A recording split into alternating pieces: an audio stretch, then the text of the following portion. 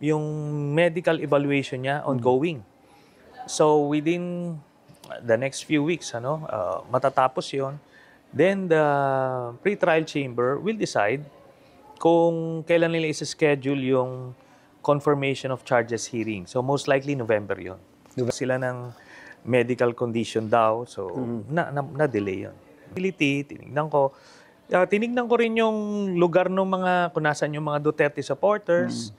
May mga naka-engage ako ng mga Duterte supporters. So, mag-isa lang naman ako doon. Tinitignan ko kung ano.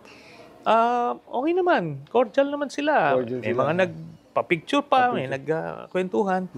Palagay ko yung yung viciousness sa online lang yun eh.